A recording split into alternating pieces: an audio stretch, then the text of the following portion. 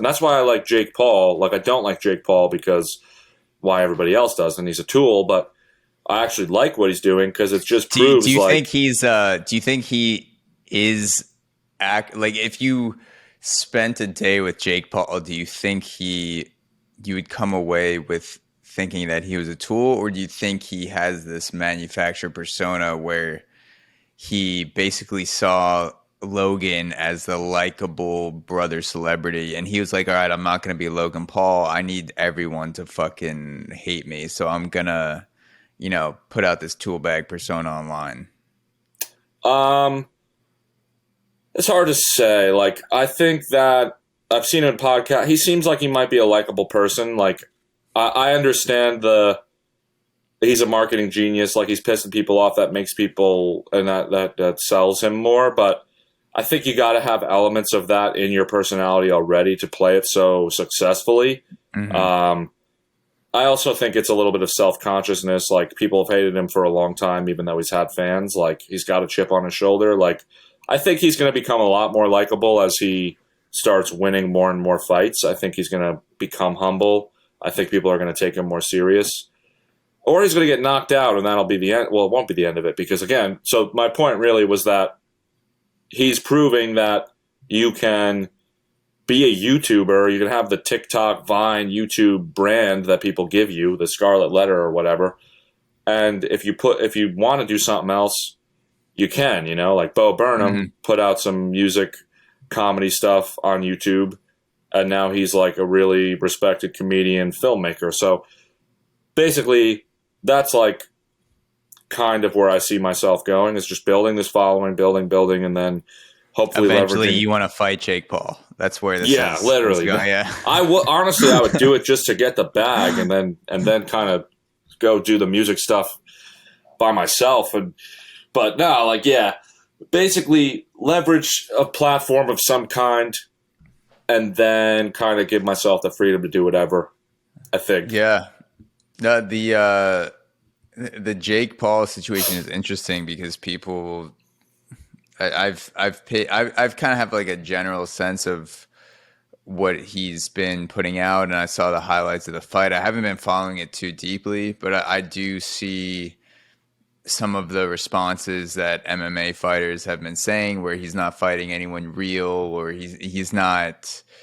He's not getting in the ring with a boxer. He's doing boxing, so he should get in the ring with someone who actually specializes in boxing. And I don't think he gives a shit. I think he, kind of like what you're saying, he has that persona. He wants to build as much hype behind a fight as he possibly can.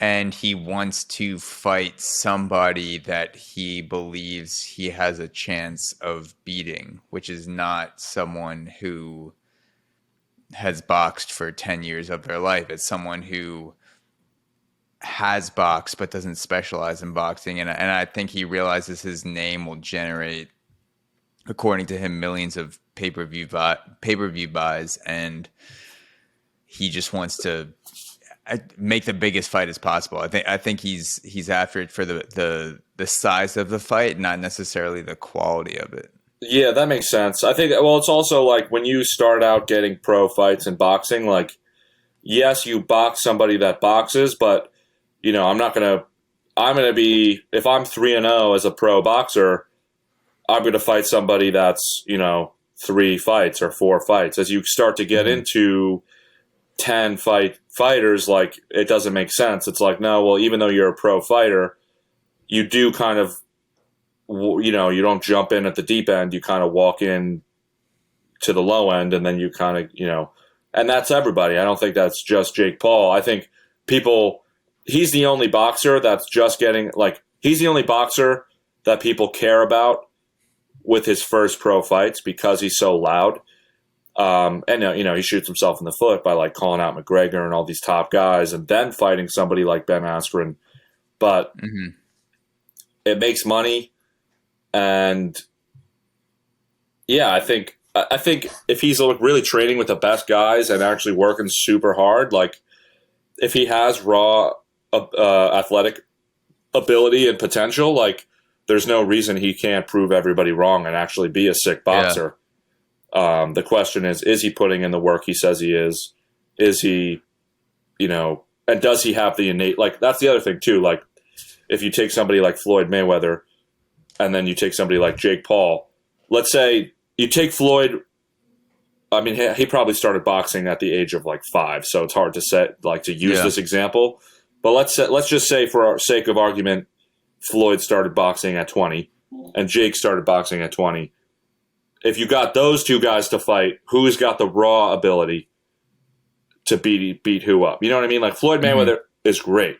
I'm not going to discredit him in any way.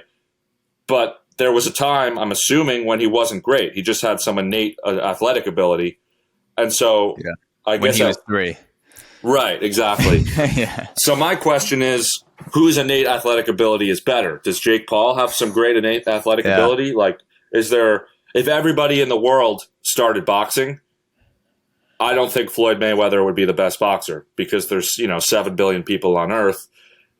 You might be a great boxer, you just have you've never tried it. You might be the best. Yeah. Your innate ability. Yeah, this is where I would push back a little bit. I would say that Jake Paul called out Conor McGregor knowing that he damn well would not take the fight.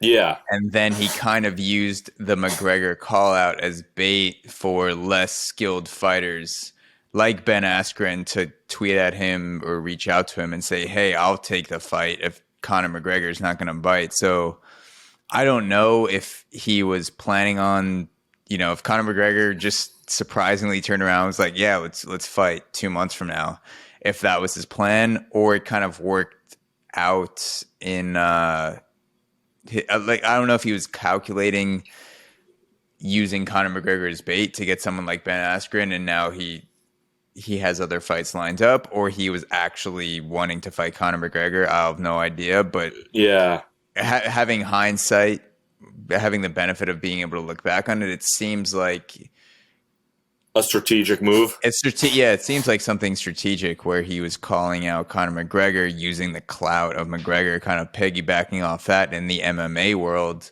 and then grabbing the attention of other fighters who weren't necessarily boxers, were respected in their craft, but he knew, like, all right, I have a chance against this guy, and he took Ben Askren, and he's probably going to take on other guys like that as well. Yeah. No, I totally agree. And if he was strategic in that way, which it does make sense when you put it like that, like, then I'm like, all right, well, he's a pretty smart dude, unless somebody behind the scenes was like, this is what you should do. But, I mean, either way, he's going to walk away a winner because he's going to be rich as hell. And I think,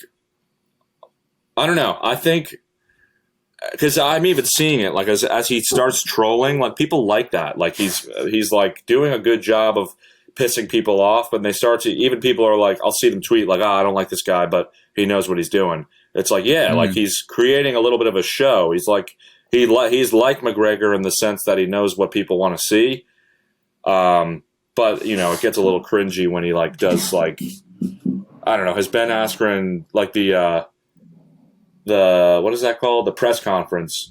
I mean, he was cringy as hell in that. He was cringy. He was stiff in the press conference. Ben Askren was having fun with it.